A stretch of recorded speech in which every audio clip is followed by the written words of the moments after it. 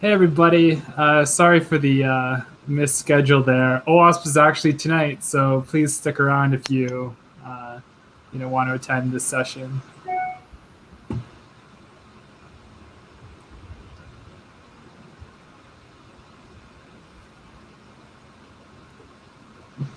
Like usual, we'll give everybody a couple minutes before we begin, so we'll start at 6:35.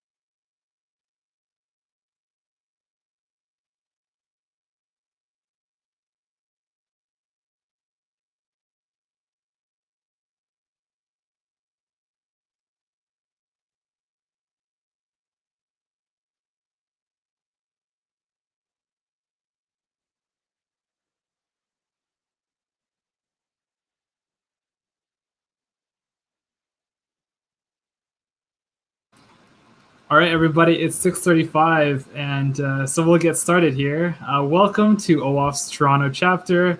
We have another exciting meetup for you today. We've got two presentations today. One from Victoria, who will be talking about psychology in cybersecurity, and another from Ignatius talking about cybersecurity writing. But before we get to that, a couple of housekeeping items. For starters, if you've never been to any one of our virtual streams before, we have a feedback form in the description of this video. So you can click that, you can share your feedback, tell us about events you'd like us to host, that kind of thing. If you're looking for CPE credits, you can also use that form to leave your name and email so we know that you attended. If you have any questions during the course of the presentation, just leave them in the chat and we'll periodically be looking at them. I will periodically be looking at the chat to ask them to our presenter.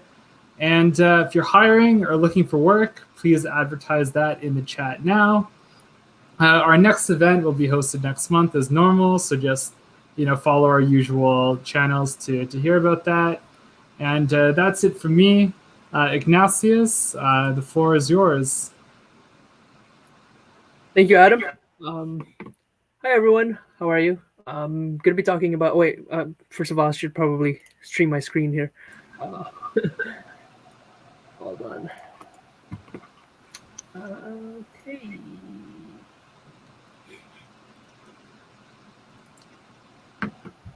All right, there you go. You can see it? Cool. Okay. Welcome, everyone. Thank you for attending today's OWASP meetup. I'm personally going to be talking about not offensive writing, but rather technical writing 101 in the perspective of a penetration tester. I'm sure, a lot of you may already deal with a lot of, technical writing. So this is probably going to be a bit, you're probably already familiar with most of these stuff, but I hope to kind of give you more insights on people who are not really exposed to this type of reporting. So I just want to talk a little bit about what we're going to be talking about today. First, the introduction, and then we're going to get into writing executive summary.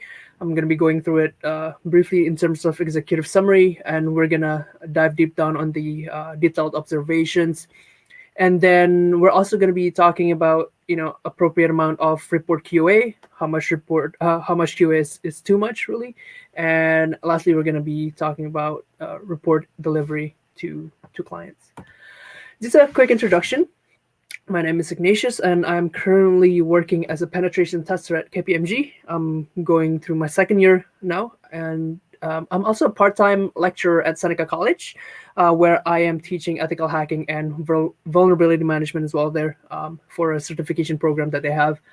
Most of my activities, including, I conduct penetration tests either in infrastructure, a pen test, web app, mobile applications.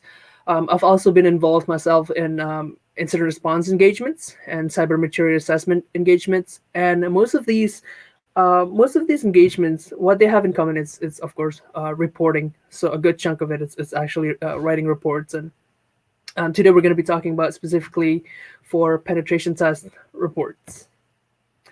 Just a quick background of who I am. I've been interested in anything computer, actually, ever since high school. And in 2018, I worked with a pentest boutique, Packet Labs. I'm quite sure you guys are familiar with or heard of them before. And that's actually when I got my OSCP certs. And then, every year I just kind of train myself to learn something new and dive down into different topics. Because I don't know, I guess it's good to have certain goals every year, right? In 2019, that's when I getting started into, interested in human psychology and behavior, Myers-Briggs and all that stuff, because I was really into social engineering and physical security. And in 2020, I actually discovered my passion for teaching because, I was one of the mentors for KPMG Women's in Technology. That's what made me decide to kind of apply for a teaching position at Seneca. And now in the year of 2021, I started tampering with IoT and hardware hacking, which is really fun stuff. Now, I'm not exactly sure why I put this slide in here because, again, I just realized that it's a virtual meet and it's not really an in-person meet. So I guess what I'm trying to say here, OWASP has a very broad audience, right? So I'm assuming that most of you are either students or professionals from in or out of the industry. Most of you are probably pentesters. And some of you are probably sysadmin or network security engineers, or most of you could be backend or front-end developers. It doesn't really matter, right? One way or another, I would hope that, or expect that you have some experience with reading pen test reports, or even wrote one yourself or dealt with one yourself. So these are just additional more questions. Like, we can just completely skip this. Let's get into the basic pentest report skeleton first. Of course, you have your title page, right? And then you have your table of content. Those are the very basic, pages that you would have for any reporting, actually. And then you would move on to the executive summary. And in the exec summary, you usually have, the contact information, assessment overview, scope information, assessment summary. Keep in mind that the assessment summary and the assessment overview are a little bit different. So we're going to get into this later on. And then we also usually include benchmarking, graph references, or the standards that you use for your assessment, the key findings, and another optional section would be the strategic recommendations. And then if we go to the detailed observations, of course, we have the observation summary. And then we also have the affected assets, issue description, evidence, impact recommendations, and then the appendix in case you want to include additional information or tables if that doesn't fit on your detailed observation. Again, this is just the quick recap of the executive summary skeleton. Again, you'd have your table of content, contact information, assessment overview, scope information, key findings, strategic recommendation. For the contact information, it is very important to have on any report. I can say it's only on penetration testing report. The purpose of this page is to kind of inform the clients of the different stakeholders that are involved in a specific assessment, right? So for this, you would really have to keep in mind and have a really clear indication of roles and responsibilities on whoever is engaged in the assessment. As an example, if a server is down or if something happened during the testing, you wouldn't want to contact the engagement partner, right? Because it simply just doesn't make sense. You want to contact, either the management, the engagement manager, or the SME, or the consultant who is working for that specific engagement. For the assessment overview, it contains the details about the engagement as agreed upon, whatever you have on the contracts, or it usually contains a content or summary of the statement of work as well. What we tend to do usually is to include methodology and approach of how the assessment goes. For example, it's the approach in which the assessment strategy is derived from. For web application or mobile, you may refer to, OWASP top 10, right? So that's something that you would want to communicate to the clients as well. So it's not that you're doing this assessment in ad hoc. So you just want to kind of connect your approach and these different standards that you're using. And also, it's always really good to have the testing window or testing period. It should also be indicated just to avoid any miscommunications during the engagement.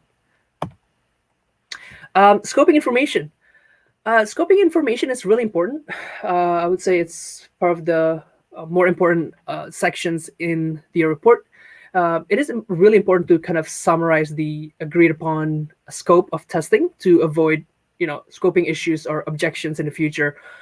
You really you don't want to point any fingers of who said what in this. So, for example, if you made a mistake or you tested something that was not supposed to be tested, you don't want to point fingers saying, "Hey, that guy told me that I was supposed to test this," and then the other person would say, "I never said that." Maybe your manager said that. So you kind of really want to avoid these type of issues going forward by listing the scoping information on the report itself, and just gonna summarize the assets that were tested during the assessment because sometimes you might need it for future reference.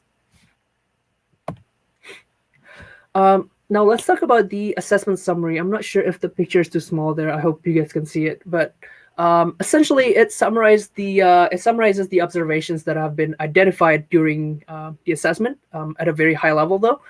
It really is, it really aimed towards management or execs, to be able to understand the type of underlying issues in their environment at a more broader level. And it's always good to kind of have those categorization and kind of explain of, each category. This is to kind of help less technically inclined individual to be able to clearly understand the spectrum and the category in which the identified issues fall under for each corresponding consequences and impact. So, for example, on the screen here, the first one, most of the issues can be categorized in the OWASP top 10, the A5 broken access control. And then from there, you kind of want to break down what it is. So here, for example, I have authorization refers to the way in which application grants user access to various, business functions, blah, blah, blah. And then from there, you would also have to break down the consequences if, an appropriate access control is not properly implemented on your system. So this is just kind of like a high-level categorization that would be very helpful for execs or management who who doesn't necessarily who are not necessarily be interested in all of the technical jargon that we may have in a pen test report. Let's get to the strategic recommendation. So the strategic recommendation is usually optional. It's an optional thing that we have here as well.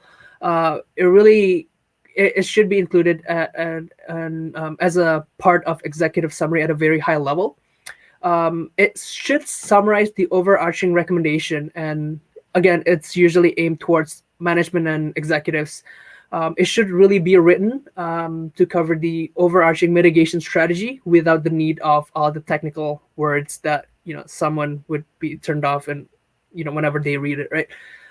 For example, people would understand better what it means to review and ensure functionalities require authorization mechanism to be implemented, rather than to write the actual details of what the client should do when you're offering these mitigation strategies.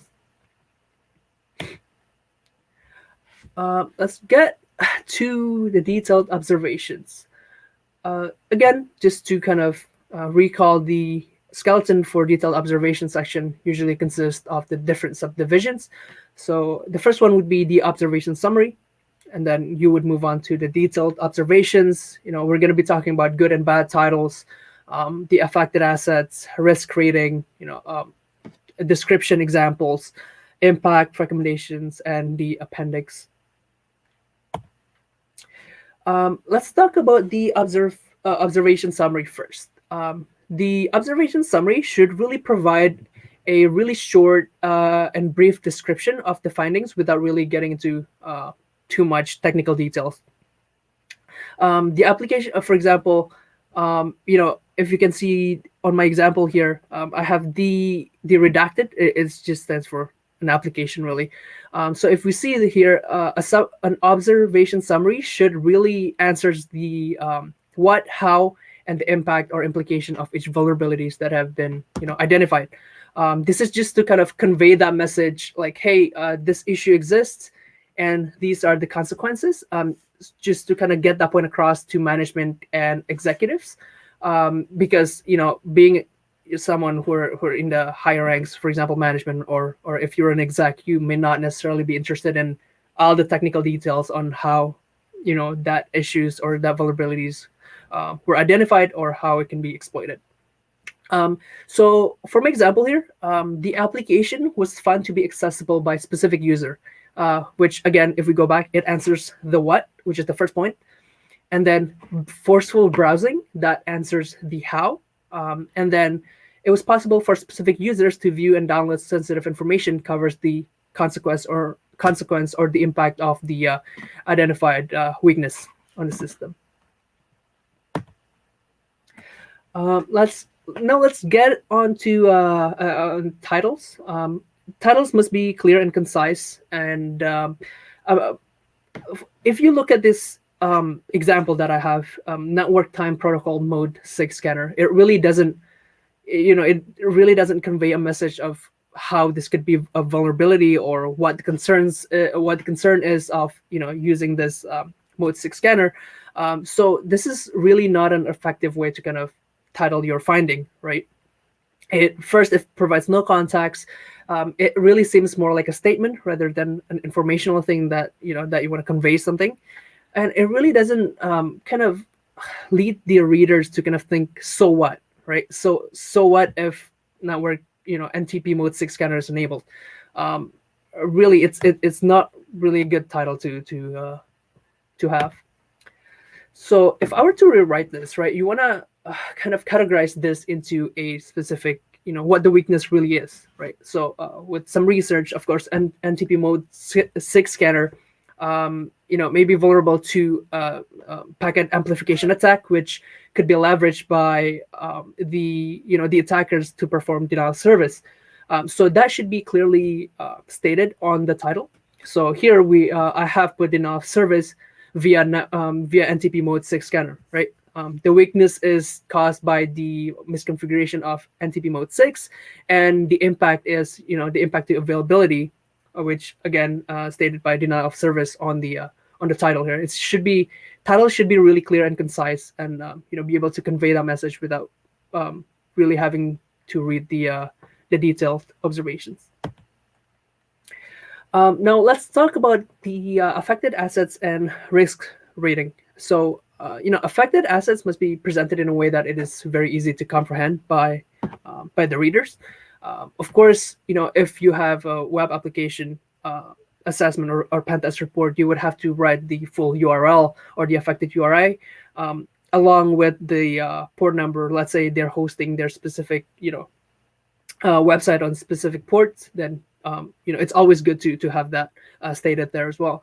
Or or another case, if you're conducting an infrastructure pen test engagement or red teaming or whatever, it's always good to state both the protocols and the port number. So whether it is a TCP or UDP, and as well as the ports. So that just kind of gives them a better or clear understanding of what is actually being affected and what they should look into.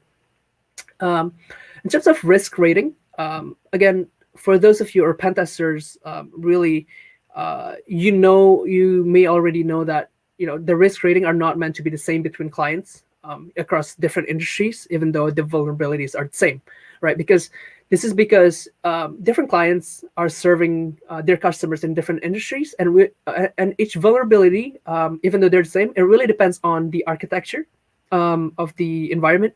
It also depends on the asset criticality, the type of information that is being stored in that asset, the ease of exploitation, the impact, how easily it is to reach that affected target. So all of this comes into it should be taken into consideration when you're writing a report and trying to decide or triage specific vulnerabilities that have been identified during your assessment.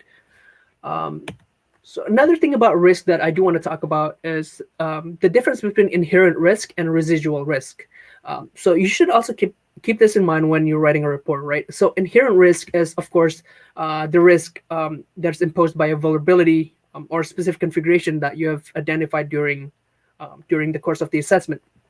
Now, residual risk, however, is slightly different.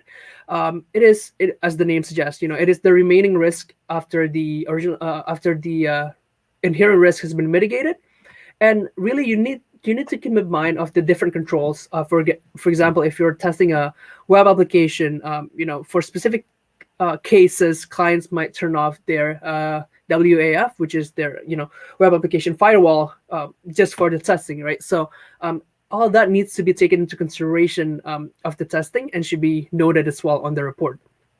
And next, implement when a client has taken your report and you have and apply all of those recommendations that you have. After they implement the mitigation strategy, it may introduce another issue to their system, right? So sometimes the fixes in cybersecurity is not one size fits all. So one fix might break another thing. So this is also something that you have to keep in mind when you're delivering your report or writing your report for clients. And what we usually do for us specifically is, if a specific vulnerabilities has been chosen to not be mitigated, we always recommend our clients to develop a risk acceptance document, so that the point of this document is just to make them understand, right, what would happen, or what would be impacted in case this service to be exploited, right? So we need our clients to be to understand the risk that they're willing to accept by not mitigating the vulnerabilities that we've identified. So that's something that you have to keep in mind as well. Let's move on to the description. So again, description, you're supposed to narrate the different findings identified during your assessment. You have to provide the different context to the other team. So you have to make sure that they understand the context, and to kind of help them understand the root cause of the issue and ways to reproduce it. By being concise and really sharp. What I mean by sharp is like you don't need to have a lot of a background story of why the issue exists. You just need to state it exists and what is causing it. So this example is actually taken from my own experience. This is the type of write-ups or reporting that I receive to QA before it actually goes out to the client. So again, as we can see here, if you can read it, the application provides users with MFA functionality for the authenticating into the application, and then blah blah blah, and then we see this an abbreviation, right? OTP. Well, like if you're the client or if you're execs or management, you don't know what OTP is. Like why would you put that in there, right? So you might ask yourself, this is the first iteration of OTP, and no one really know what it is. In this case, it should be clearly stated, because nobody outside the tester or even the developers might not know what OTP stands for, right? And then again, the second sentence, then you can see post-authentication users. The second sentence you can see post-authentication, comma, users are redirected to the SMS. Like again, like what does that even mean, right? Again, the description must be really concise to the point and really, clearly stated what the issue is. And then additional context such as screenshots, steps to reproduce the issues are also very useful to ensure that whoever is fixing the issues or whoever is reading the report is be able to kind of reproduce the issue to be able to, to retest it. And one thing that I do want to mention in description when writing, descriptions of specific issues, I would usually avoid the use of the words like any or several, and try to be as detailed as possible. So, for example, you're a pentester, right? Oh, so you're a pentester, and then you compromised, let's say, you compromised 6 users in the application or the environment. And I often see pen testers write the report, on the description saying, "Oh, several users were compromised." Really, it's not. I guess you can do that, but to my personal experience, and to my own personal experience, the clients, usually the management or the execs, usually come back to me saying, "Hey, so how many users in total did you compromise?" Right? So it's always good to have the exact number rather than using words like several or some. And another example would be the uses of the word any, right? Instead of saying attackers could perform any actions, it's really vague, and it really doesn't convey the right message to the execs and to the management. So they may not be able to kind of comprehend the real consequences and the impact fully. So what I would do instead of using the word any here is to list the different actions in details and be more descriptive on the type of activities that attackers could do, right? So there's just some points that I do need to bring up. Next is talking about screenshots. Screenshots is it's supposed to support your evidence. It's supposed to be your evidence that supports your description, your findings, right? It shouldn't be overdone. It should only include screenshots that are, of course, related to findings. It's pretty straightforward, and highlighting your screenshots are very important. Like screenshots are very important to kind of help clients to understand the issue better, and especially when you are creating a step to reproduce section, right? By highlighting it or marking the screenshots, it's very important to kind of guide the client's focus towards only the important information, so that they can exactly see what is being done and what is and what is being done to the application can be achieved more easily. So it's just something that I want to throw it out there. So going back to the description, how should we rewrite this description? Well, this is how I would do it, right? The application employs an MFA functionality as part of the authentication process to the application. In a regular workflow, again, I'm giving like the reader context, what would usually happen normally to the application. So in this case, in a regular workflow, a user is sent a one-time password, which is what OTP stands for, right? Now, this gives a clear indication that once authenticated using a password, an additional layer of security through OTP is required, right? Here, again, I clearly indicated OTP stands for one-time password.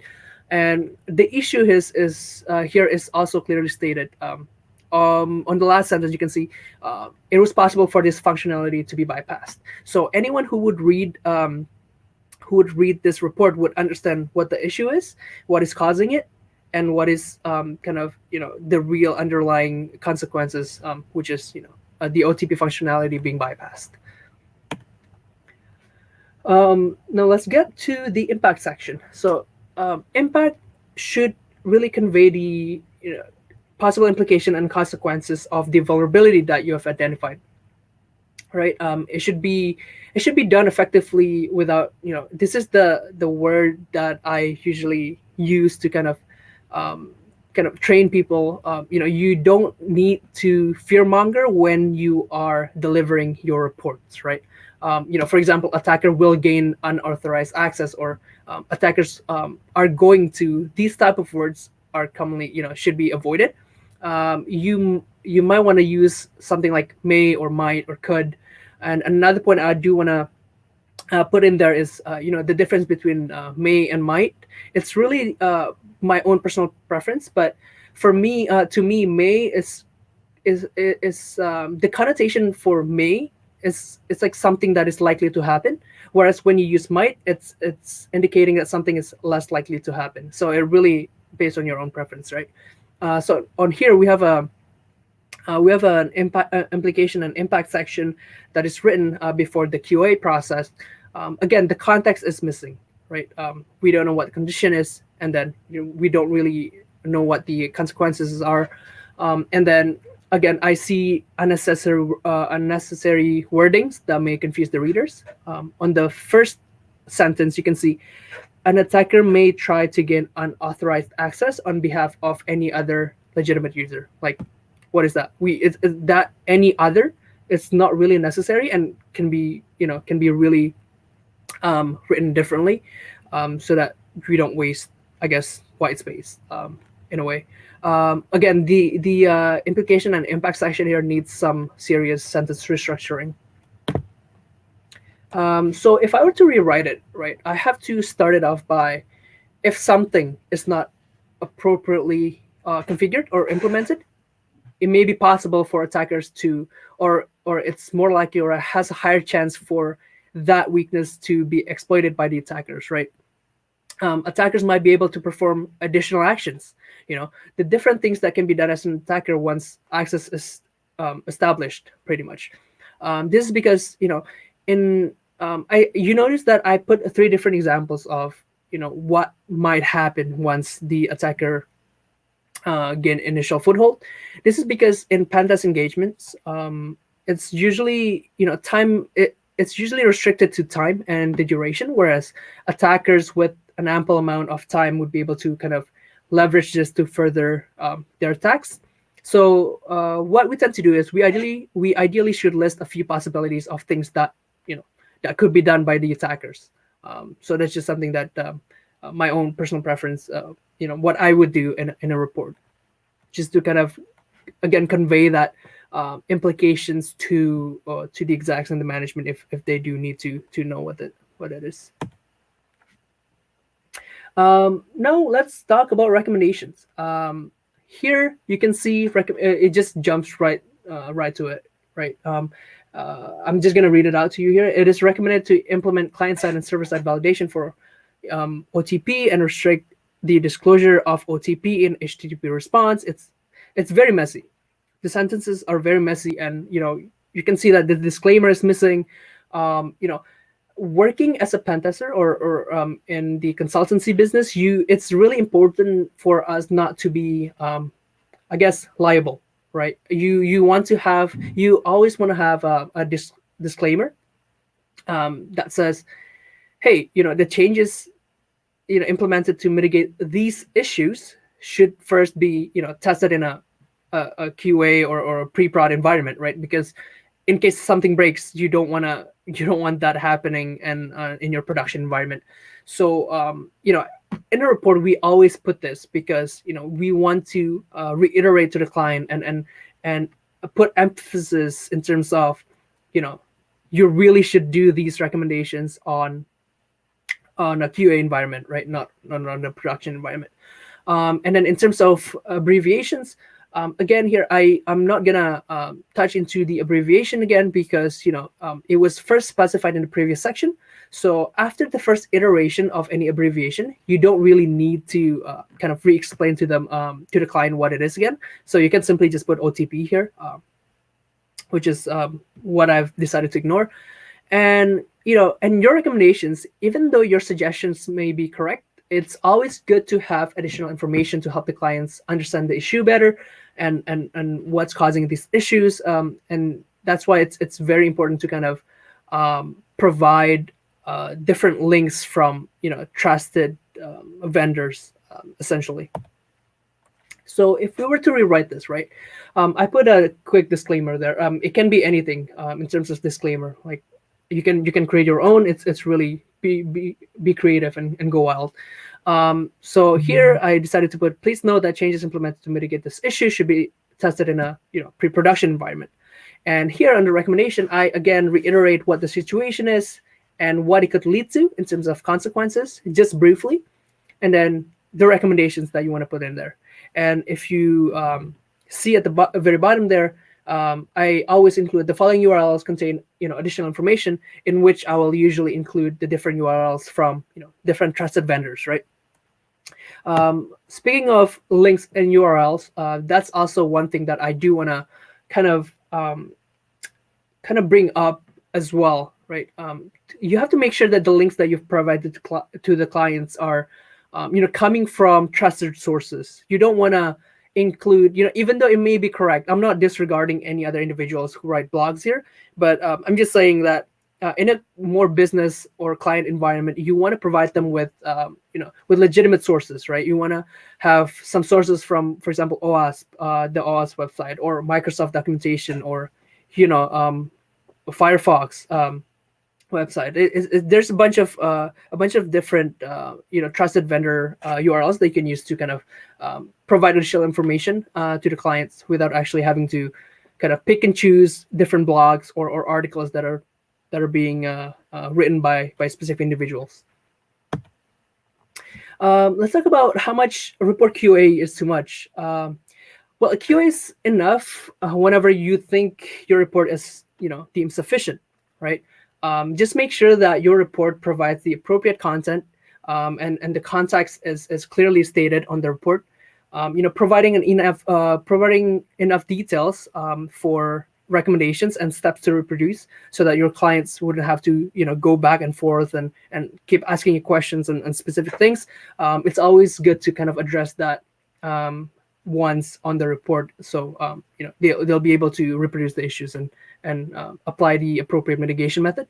And then you also have to make sure that the impact is clearly indicated and conveyed to the reader, because more often than not, a lot of very talented technical people or pentesters that I've worked with, they sometimes were not able to kind of convey the true impact of their findings, even though if it's a critical or a high finding. So make sure that you would be able to have the fine balance between trying to convey a message and fear mongering. So you have to kind of like in between, but never go beyond that, because it's not going to be a fun time for you and the clients.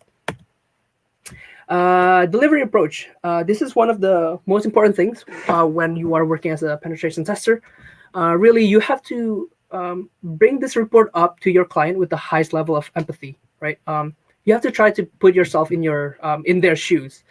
You don't really want to rub it in their face. Like, yes, I know you have critical findings. You did an account takeover or whatever. You own a domain admin.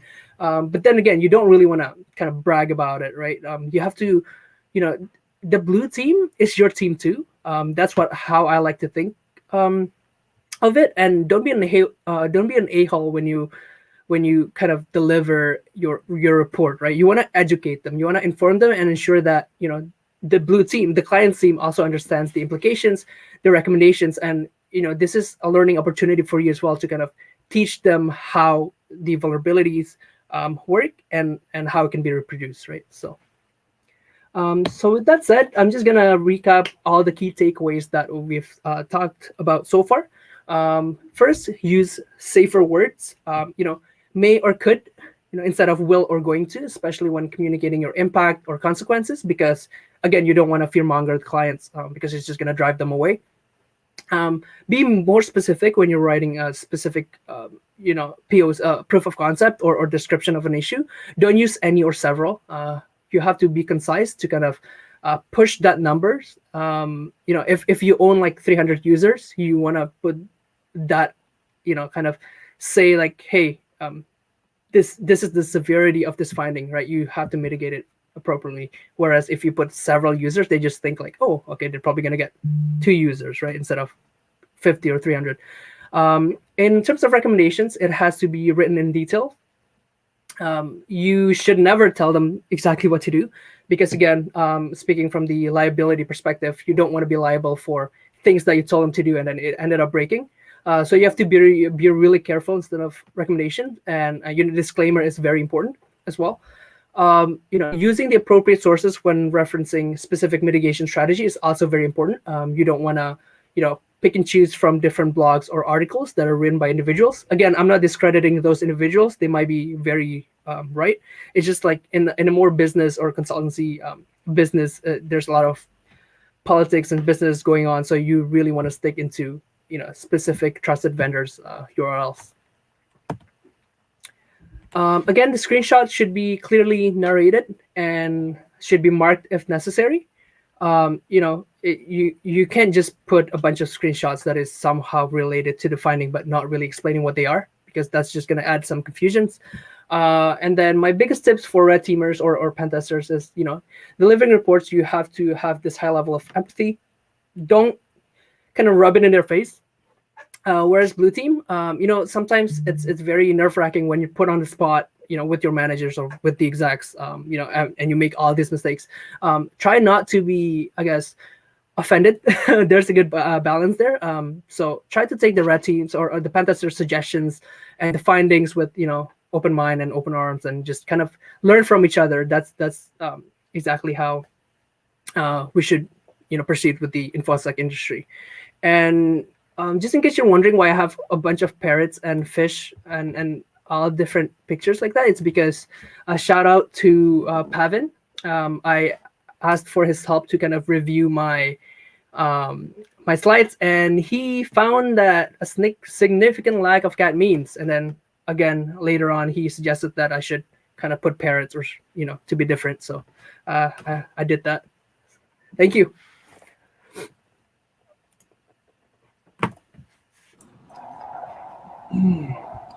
Awesome. Thank you, Ignatius. Is there any questions or comments about that presentation?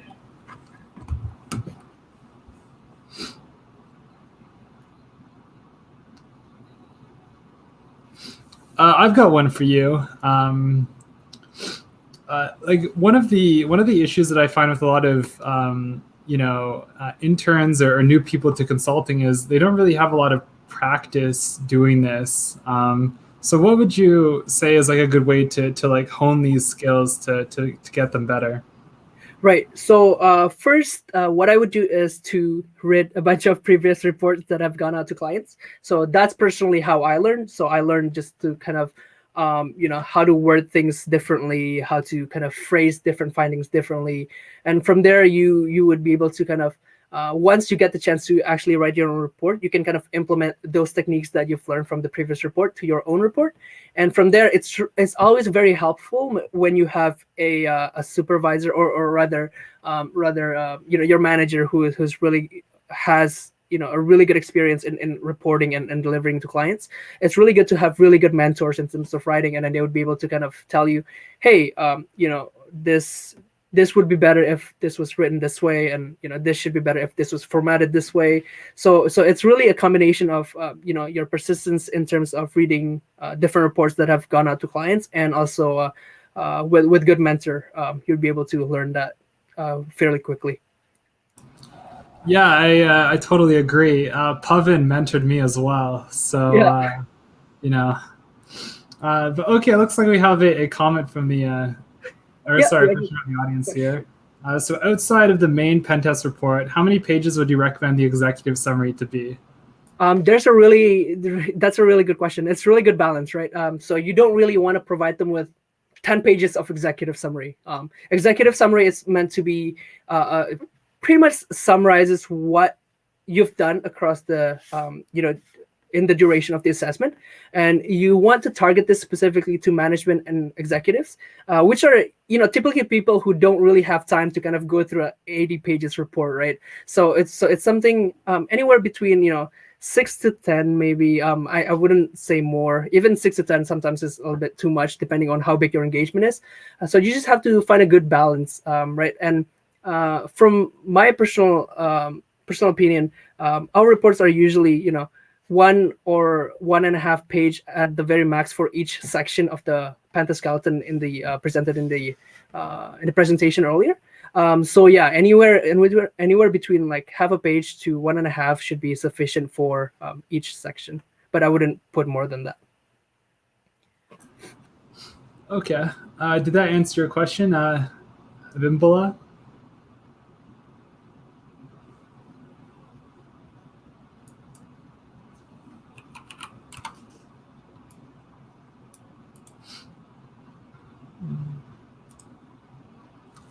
Okay, is there any other questions for Ignatius?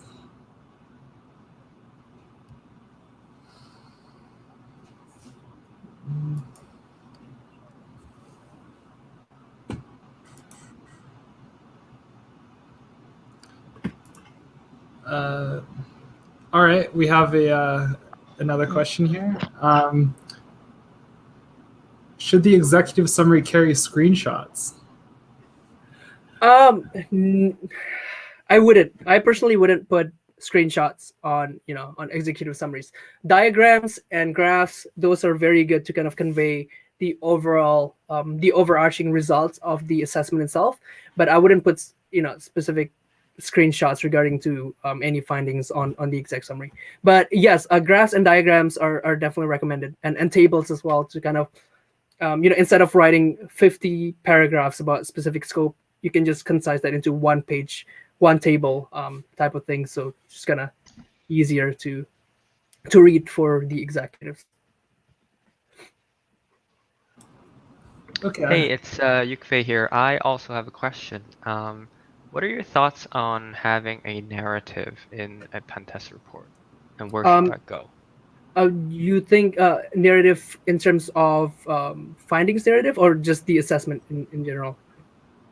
Let's say it's let's say if it was like a red team report, or right, an infrastructure pen test where you were able to achieve something, you were able to capture a flag. So yeah, how would you convey that message other than including the findings? Right. So what I would do is, of course, summarize it at a very high level on the exec summary. Have a specific section there that says, hey, during the phase of the engagement, we were able to achieve these things. But then we also put a disclaimer that says, hey, if you want to read in more details, we included an appendix at the very bottom after the detailed observations. And that's where you usually put diagrams on, how we achieve domain admin, and then we kind of illustrate that using different diagrams or graphs or whatever. So how we achieve domain admin, what are the steps that were taken, and the different test cases that we tested to reach that objective. Thank you. Yeah, no problem. I've got another question here. It was actually texted to me. What is the highest risk finding you've had to report on? I've come across a few critical, like really bad ones. Admin is the classic one. And then account takeover. Recently we had a client who we were able to get account takeover on that. You essentially, what the finding is, you were able to log into someone else's account using your account. I'm not gonna disclose the main details, but that's essentially what you do. Admin, and then also they another critical was anonymous access for FTP server, and it just happens that it contains a backup folder for a bunch of different credentials. So that was also another critical. Those are all they're always exciting. so that's the type of findings that I'm usually really having fun with writing a report for. Yeah, they make reporting easier when they're pretty crazy stuff. Yeah, for sure. For sure. And it's not even like you don't really have to convey it that hard, right? If an exec says, hey, you can access this with admin, they would be like, why is this admin? Like, you don't have to justify your answer once you have that. So yeah, like a lot of security controls failed to get to that point. yeah, exactly. It's more like a human error as well, right? So Absolutely. Is there any other questions before we head to our break, before our next presenter? Yeah, I have one. Are there any other references or videos or like any other things that you would recommend to people who wanted to learn more? yeah, I mean, on YouTube, there's obviously a bunch of report writing tips and tricks, and doing bug bounties, looking at HackerOne's reports. Although some of the ones that I've read, it's not as thorough, but there's some really good HackerOne write-ups and hack the box write-ups and stuff like that, and you'll be able to learn how to kind of phrase specific vulnerabilities and how to kind of approach it differently for each client. So it's definitely one of my biggest advice to people who are just starting out writing pen test reports. Awesome. If you have any like very specific ones where you're like, oh yeah, this was really cool, please feel free to add it into chat for people. Thanks. Yeah, for sure. Yeah, I do have a couple from HackerOne actually. Nice. Thank you. Actually, as a follow-up to the earlier question about the criticals, what's a good approach to do preliminary findings? Assume that if there's a critical, you want to let the client know sooner rather than when the report's ready. So what's a good approach for that? Yes, that's a very good question. So, sometimes during the test, you may discover these critical findings earlier in the assessment or later in the assessment, right? But what we typically do is to, for example, you got into the assessment like one day and you got domain admin credential through default creds, right? What we typically do is we would email the client directly. It's like, hey, we found this and we think that it's critical and should be patched as soon as possible. And for that, what we usually do is to create a one pager which contains the detailed observation and then how we achieve that, affected assets, and we don't usually put the risk level rating on there because we know that it's a critical. So usually what we do is just to include the detailed description, how we achieve it, how we the steps to reproduce, the implication and recommendation right away. And we would usually arrange a 5 minutes call with the client, if possible the same day, because if it's considered critical, right? So that's what I usually recommend. Thank you. Yep, you're welcome. All right. Anything else from the audience or the OWASP team? No, thank you. All right. Thank you. Thank you, guys. Yeah, thank you for coming, Ignatius. Great presentation. Cool. All right, everybody. So we will go for a break, and we'll be back here at 7:35 for Psychology in Cybersecurity. So see you then.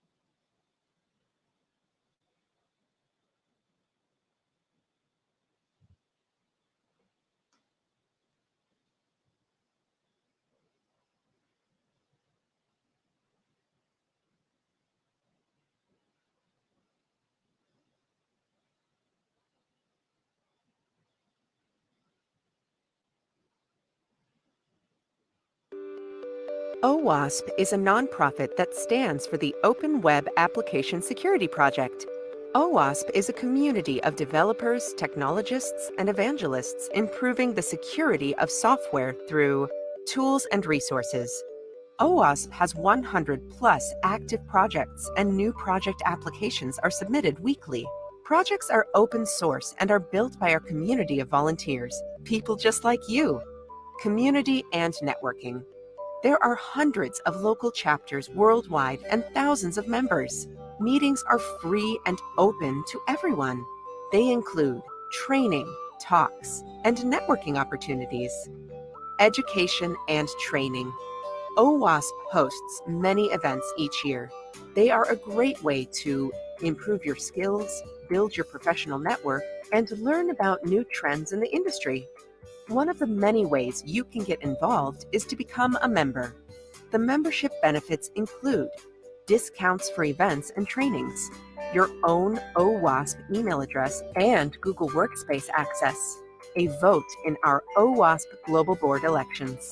And recently, OWASP added a brand new member benefit, access to hands-on application security training through the OWASP Secure Flag Open Platform. Join us and become a member today.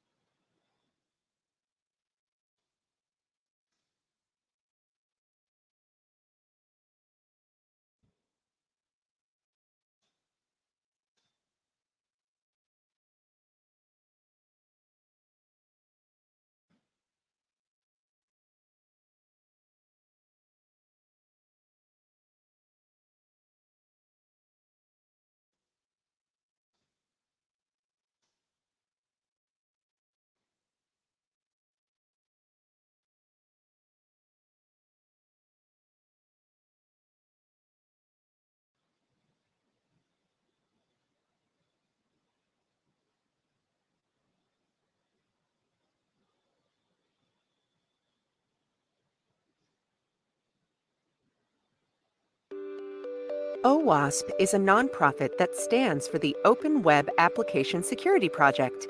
OWASP is a community of developers, technologists, and evangelists improving the security of software through tools and resources.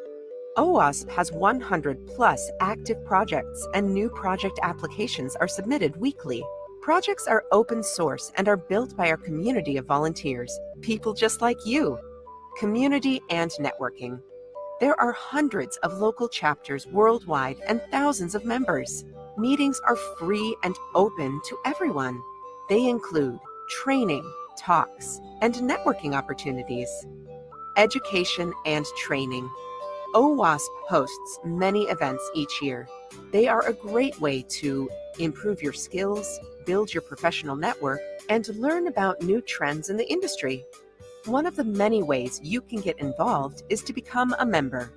The membership benefits include discounts for events and trainings, your own OWASP email address and Google Workspace access, a vote in our OWASP Global Board elections.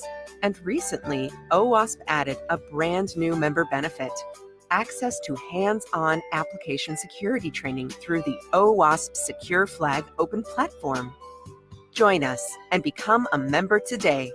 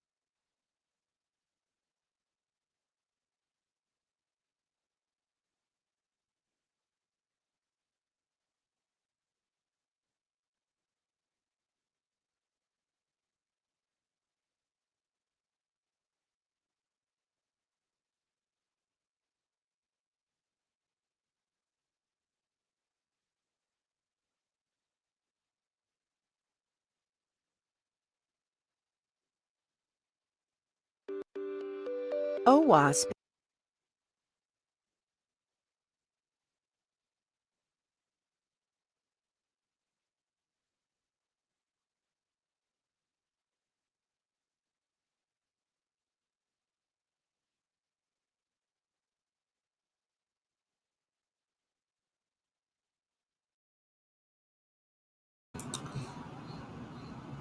All right, everybody, we'll give it just one more minute, and then we will pass the torch to Victoria. Hey, Victoria. Hello. All right, looks like it's 7:35, so I'll pass the floor to you. Short minute. Let me make sure I can share my screen properly. It should be. All Should be right. good. Oh, nice. Awesome. Great. All right, yeah. All right, we're good to go. Okay, well, thanks, Adam, so much for having me on, and Nofi and Jack and Yufai as well.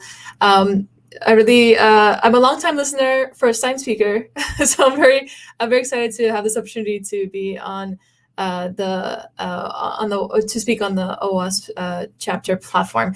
I'm a big fan of the chapter. We've done some cross collaborations with OWASP Toronto chapter and IC Squared Toronto chapter, which is a group that I lead, a community that I lead in Toronto.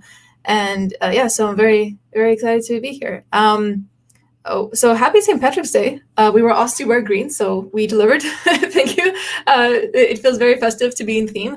One of the things that I was very happy to hear from Ignatius in the previous presentation was that Ignatius was also interested in the human aspect in psychology. So it always makes me happy to hear people being interested about this area.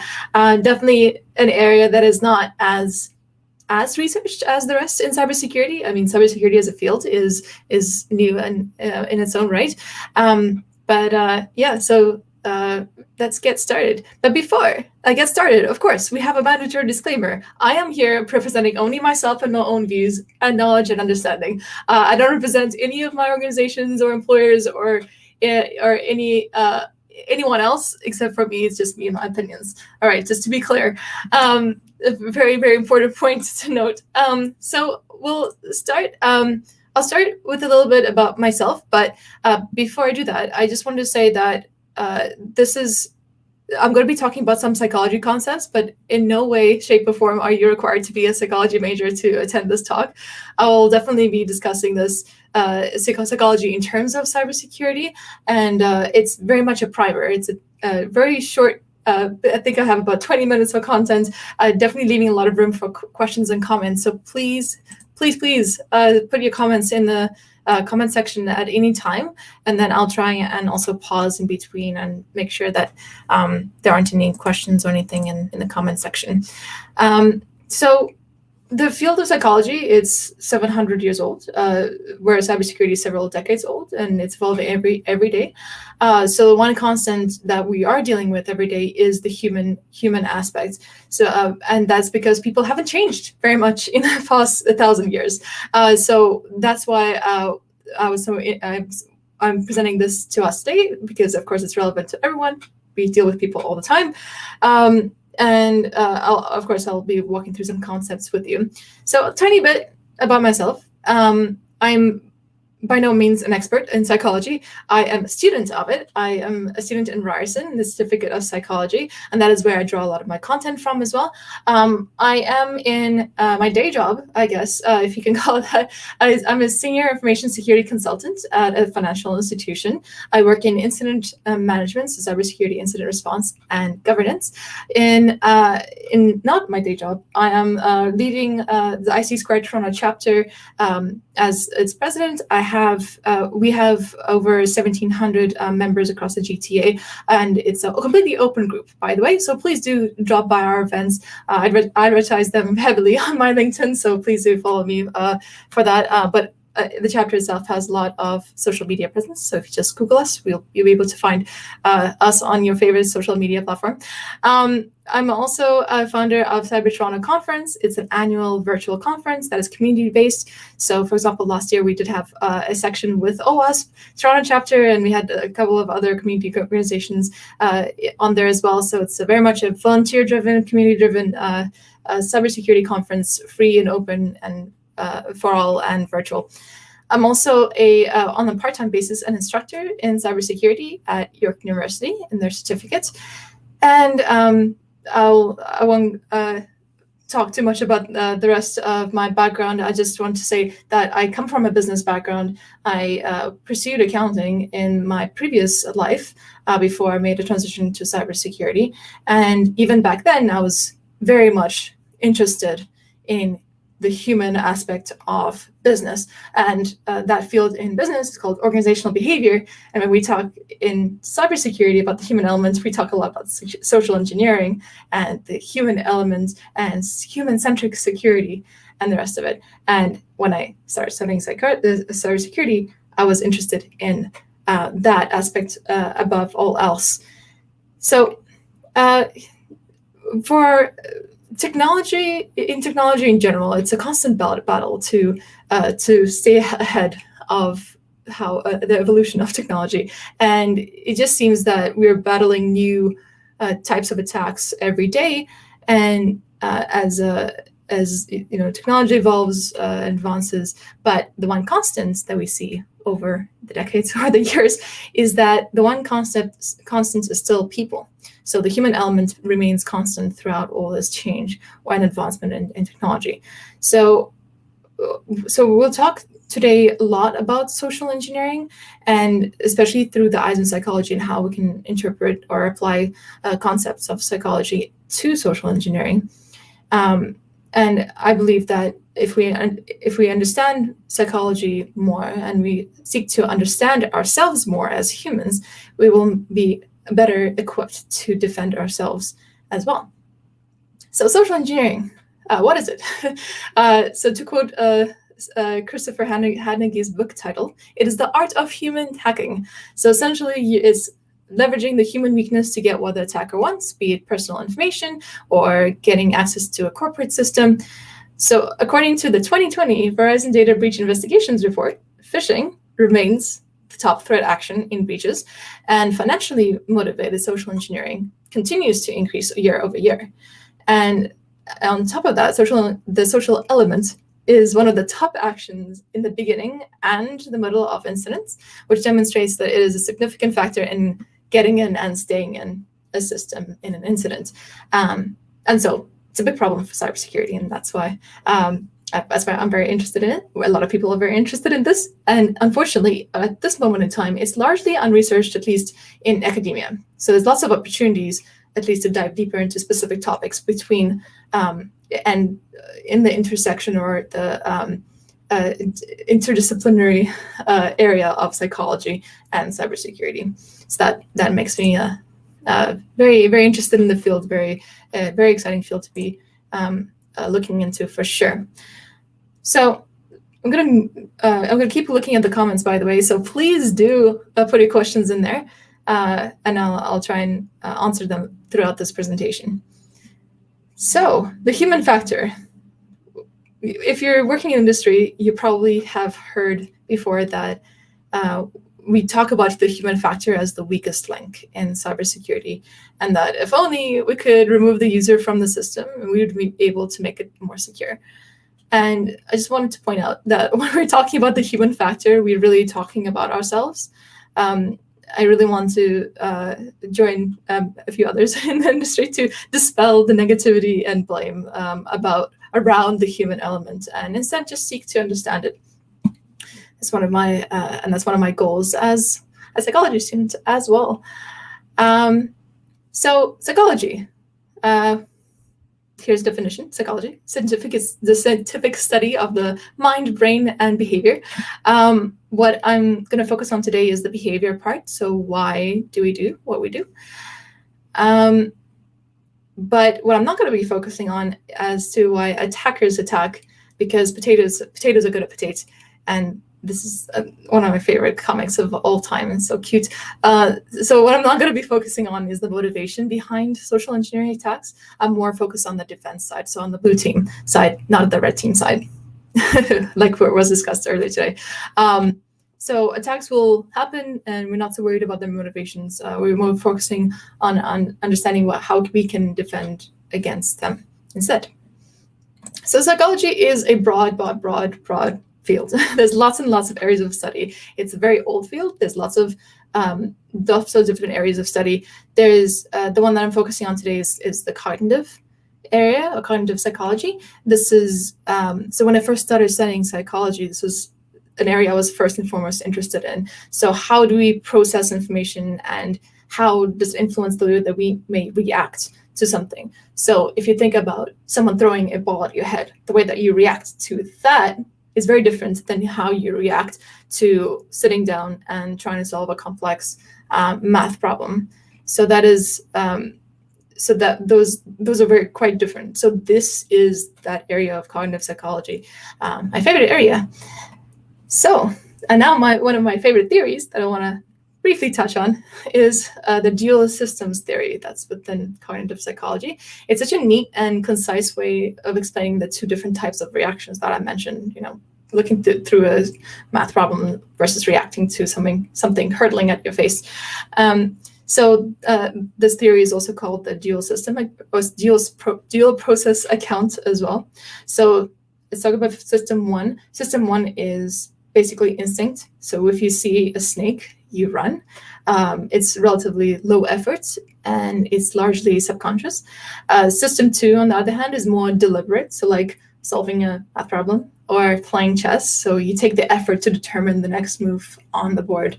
So playing through the different options in your head and consequences thereof, before making the next move. So it's very deliberate. as you can imagine, attackers would like us as victims to be reactionary, right? To engage system one. So if you see their prompt and react, so click the phishing link, or give out your password, or your access will be revoked forever and you won't be able to get into the system, all those fear tactics. What we want to be doing in these kind of situations when we're encountered with social engineering or a phishing email is engaging that system too, and engaging that critical, logical thinking and thinking through what you're doing. And system 2, interestingly enough, is thought to have evolved later in humans than system 1. So it's mediated by linguistic processes. Basically, it's described in language. We use language to describe the thinking to ourselves. And this is also where abstract thinking also resides. And this takes a lot of time and effort. It's a lot easier to engage system 1. It's a lot less effort and easier. So it makes system 2 all the more difficult to engage when you need it most. So if that wasn't difficult enough in an attack situation to react appropriately, you have yet more challenges to the cognitive process. So even when you're trying your best to engage system 2 and trying to make good, thoughtful decision, we have even more obstacles in our path. So let's talk a little bit about the challenges some of the challenges. This is not an exhaustive list by any means, but some challenges in our thinking process that could lead us to make incorrect decisions in the moment. So, for example, multitasking, right? That's a big one. It's really easy to be suspicious of a link if that's all you're doing. If your entire attention is spent on looking and analyzing this phishing email that you might have in your inbox.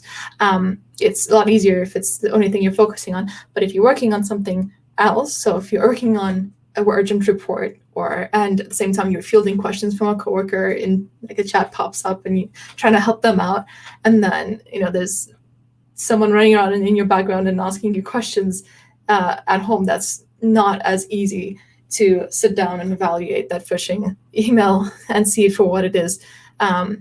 It's quite a challenge, especially in the way that we work nowadays. A lot of us are working from home and have all these different distractions as well. There's also another challenge is having incomplete or incorrect knowledge about a situation. So this is a bit self-explanatory. So if we don't have complete or correct information, we are more likely to arrive at the wrong conclusions and act incorrectly for the situation. And lastly, just one of the things I wanted to mention is heuristics and biases. This is something that I'm going to dive deeper in a minute. It's my personal favorite part of all these challenges. Heuristics are basically mental shortcuts that we take based on our past experiences. And so instead of using the facts of the current situation to make those decisions, then we just look at the past and how we've reacted in the past, and it makes for very quick decision making, and it could really help us if you're running away from a lion, for example, when you don't want to really stop to evaluate the lion and see what kind of lion it is, and you just will probably want to run away and save your life at that point. So they are very much useful. Heuristics and biases can be a fantastic thing, but of course it can be something that is not a great thing, especially when we're dealing with social engineering attacks. So I have a bit of a fake story, to describe and kind of show the different heuristics and biases in action. So here on the left, I have a few heuristics and biases, and then on the right, I have an example. So just going to look at the comments. No questions yet. Okay, please do feel free to comment or have any questions that you may think of. So I'll start with a story. So say now that you are a person working in accounts payable in an organization, and say now that your organization outsources the IT. So you have an IT provider, it's a vendor. So you're working away in accounts payable, doing your job, and all of a sudden a vendor calls you and introduces themselves as Joe from IT. So, a vendor, your mind goes, I'll now treat this person as I would treat everyone in the vendor category. So I'll treat them as a trusted party. So this is the representativeness heuristic kicking in when you categorize, when you have a category and you categorize someone or something that you're dealing with into that category and just react to it as you would react to everyone or everything in that category. So moving along, so Joe starts talking to you about how the current lockdown situation is and how it's affecting the business and how difficult it is working from home while trying to homeschool the kids. And at this point, COVID and lockdown are the type of information. So information about the lockdown and COVID are top of mind for you here, especially here in Canada. So you believe the statement and you carry on this conversation with this trusted party. Availability heuristic gives more weight to information that is more plausible, or sorry, that is more available to you. So if COVID is top of mind due to it being in the headlines all the time, you will put more weight to that in a given interaction than you would to the rest of the information being provided to you. So Joe carries on. He's really friendly. Like, he openly shares his daily concerns, and you're sympathizing with each other about the difficult situations you both face. At this point, before continuing a conversation, what you should be asking yourself is, do I trust this person? But unfortunately, this is a very difficult question. It requires a lot of system to processing. It's a very loaded question. Trusting a person has so many implications. So what your mind might do in this point in time is it might swap it out for an easier question. So meaning, do I like this person? So in this case, you think, yes, you do like this person. It's a friendly guy, right, named Joe. So you continue trusting and talking to him. So going on with the story, so Joe, he's sharing with you that with the recent chaos, he's completely forgotten to ask his team to update their payment information with your company. And this needs to be updated soon so that they don't miss their next payment. So in this statement, there's two pieces of information, right? One, the lockdown chaos has caused Joe to forget an important step, and he's now in distress. Okay, so this is plausible. So a plausible statement because we know that lockdown is happening right now. And number two is that Joe needs an update to update the payment information so that your company's payment goes through to him. So confirmation bias here is essentially if your mind looks at the information, it would believe the part that is more plausible and ignore the information that is not in line with the rest of your, I guess, beliefs or understanding of the situation. So you would be ignoring the fact that this might be a strange request for them to come to try update their payment information over the phone at this point in time. So say now you would normally need to have a manager sign off to do this over the phone or to do anything outside of normal process. But you know that your team deals with this provider often and that you maintain a fantastic relationship, and that because you're persevering in your belief, so perseverance down here, because you're persevering in your belief that Joe is a trusted party, you go ahead and you make that change anyway, and you kind of do a mental note to check with your manager after the fact. So then Joe thanks you profusely, and he hangs up. So let's say now the task to kind of double check this interaction with your manager slips your mind entirely, and several days later a sizable invoiced amount is deposited in the wrong account. So the caller Joe was in fact an attacker, and the funds were rerouted to his account. So this is, I guess, an example, a fictional example, but a plausible one, where this may, these different heuristics and biases might work against a victim in a social engineering situation. So at this point, you probably might be wondering, just like I was, if there was a way to permanently eliminate these heuristics and biases from the situation, like never fall victim to them. And unfortunately, we cannot do that. That is just a part of us being human. We are subject to this, the way our minds are programmed to think through things and react. So what we can do instead is turn these heuristics around So make them work for us instead of against us, like they were working against us in the story. So we can start with this first heuristic, the representativeness one. This one is the one where we categorized Joe as a vendor, and then we proceeded to treat them as a vendor, which is a trusted party. So let's think about how we can possibly react or combat, rather, this heuristic and actually make it work for us. The most straightforward answer is we can ensure that all trusted categories have specific procedures that are attached to them. So if we, so the teams that are actually required to follow these different procedures every time that there's interaction with this category, or in this case, with this vendor. And we can also build policies and procedures for these trusted parties, which would force the team to ask predetermined questions, verification questions to everyone in that category to validate their identities. So instead of thinking, oh, like vendor, so Joe calls, he's a vendor equals, vendor equals trusted party, the representativeness heuristic will be associated with a procedure. So instead of thinking vendor equals trusted party equals give them whatever you want, we will associate the vendor with a certain question list. So question list A, for example. So those predetermined questions will really help with the rest of the heuristics here as well. So through predetermined heuristics and training, you'll remove the load essentially from the team's mind. They won't have to actually do a lot of the analysis themselves in the moment, which is very difficult to do, as you probably will empathize with. If you're undergoing a social engineering tech, you might not be able to necessarily identify that as such and kind of fall victim to the heuristics. But those questions, the validating questions, will really help.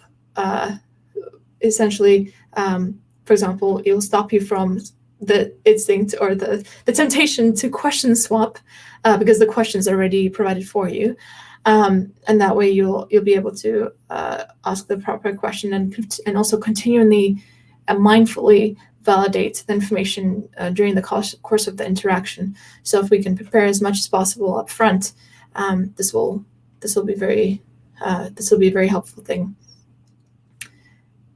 I'm just looking at the comments. Please do ask as many questions as you like. I don't have too much content left, but we can definitely stick around and have a conversation. The next to last thing I want to mention is that it really does all come down to mindful policies and procedures and training. So to be aware and pause before we act and force system to be engaged. So this goes for ourselves, it goes for our users, it goes for external parties as well. So if you're implementing a validating question procedure, you definitely want to let your third parties know so they can cooperate with you. They can go along with the validation as we go through. Similar to whenever you call into your bank or to the CRA, you go through a list of verification questions. Make sure that you are who you are. So I'm going to leave you with one last thought, and this is the not me fallacy. So the problem with being aware of these psychology principles, like heuristics and biases, is that we learn about them and think, yes. So of course, silly humans would be falling for these biases, but these biases don't apply to me because I know about them and I would know better and never fall for something like this, which unfortunately is not true. Whether or not we're well versed in psychology principles, we're still human and we're still susceptible to all these things. So as you consider these principles and if you seek to apply them and build your procedures and training people, please be very wary of the not me fallacy. Make sure to include yourself as well into those procedures and policies and training. Don't exclude yourself from them. Follow all the procedures that you set up for the rest of the team. And with that, if you have any thoughts, let's connect for sure. Because I'm working on some research in the intersection between the field of psychology and cybersecurity. So if you're interested in collaborating or on any of my projects, or just want to continue this conversation, or just reach out and connect, please do connect with me on LinkedIn or follow me on Twitter. If you do connect with me on LinkedIn, please do mention the sessions that I know to accept, and that is it. I do have a lot of great resources and references in here. I especially want to point out social engineering books by Kevin Mitnick and Christopher Hadnagy. They are my inspiration. They were the first. They were the first. I guess a foray I had into the world of social engineering back a few years ago, and definitely great reads. And with that, I'll turn it over. I see Ophi came up. Hi, Ophi. So if you have any questions, let me know. I'd love to see the result of the next phase of your research as well, and kind of give us an update later on about what it is that you've been doing. Thanks, Ophi. I'll try and keep doing these kind of presentations and updating this one with things as I read through them. Also, I saw a comment come in. Hi, Brian. That he's saying that his degree in psychology may have some use after all. So that's awesome. Absolutely. Thanks, Brian. Thanks, Brian, for reaching. Please, let's connect. You're definitely. I'd love to continue this conversation with folks who are actually in psychology or have a background. Okay, go ahead, Ophi.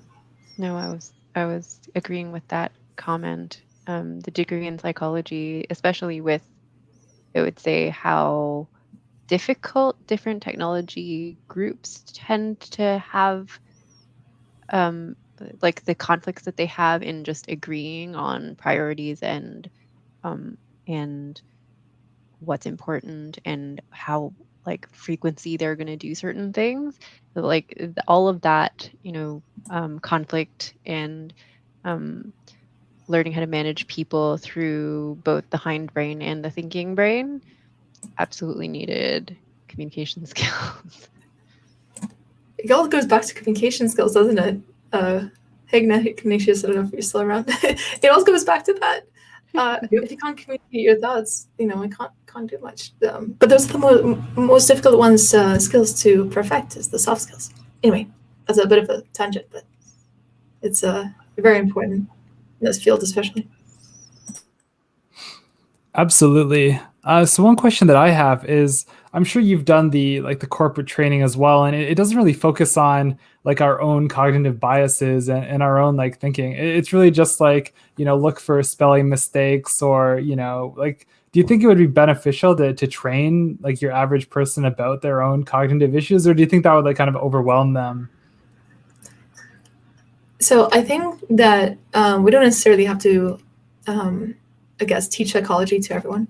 But I do think that psychology needs to be considered in security awareness training and in the processes and when you're building the policies. So definitely think that there needs to be a consideration of that there to make, for example, policies that have more, that leverage those heuristics that and make them more easy to apply it, right?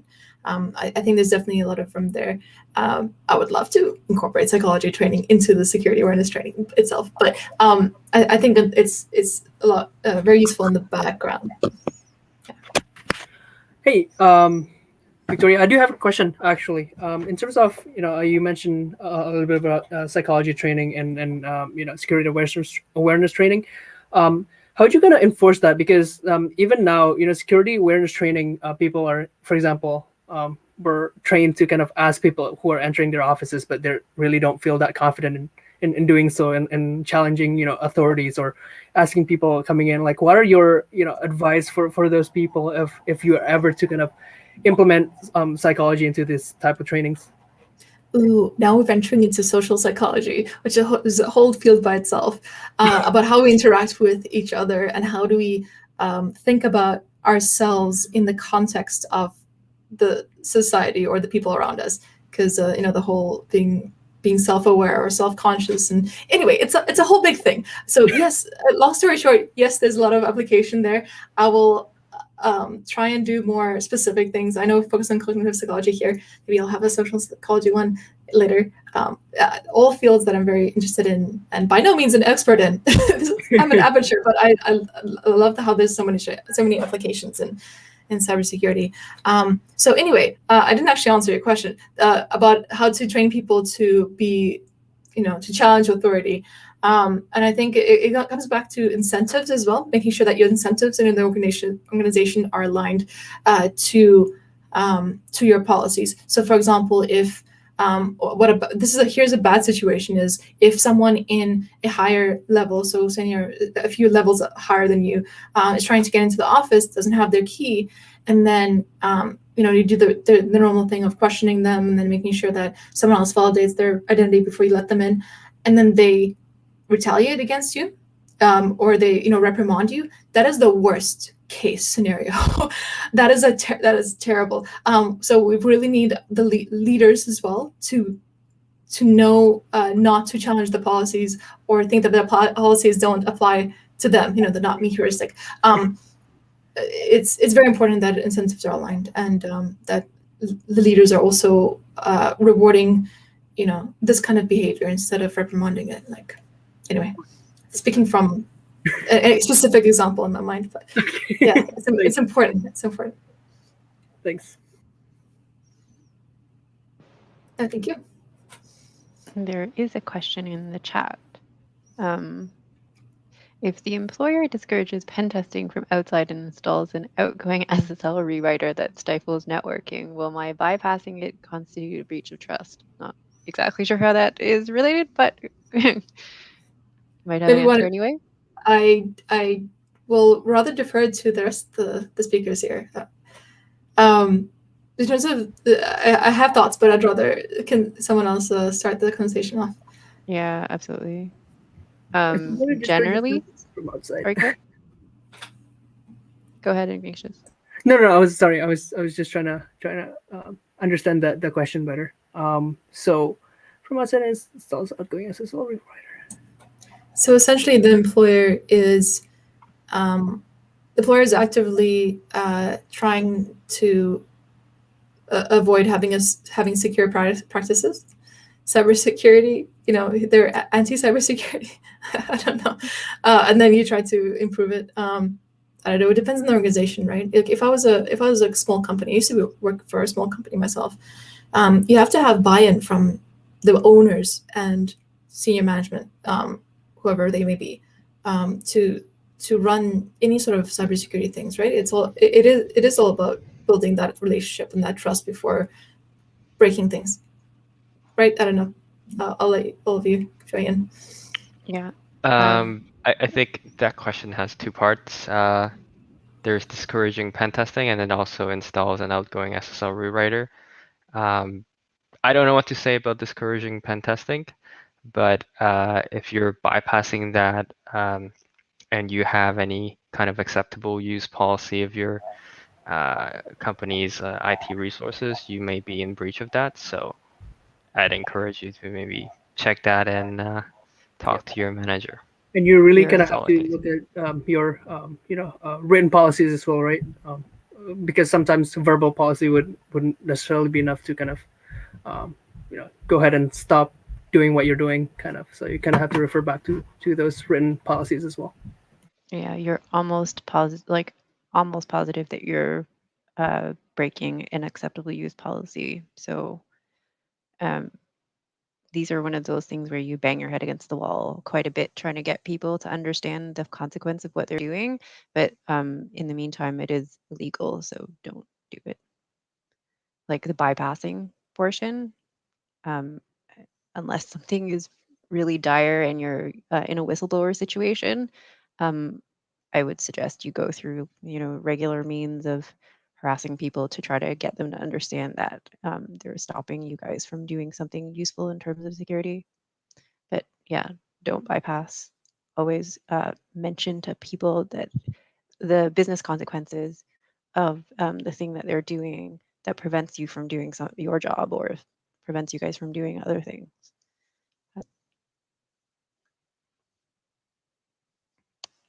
Any other questions, comments from the audience?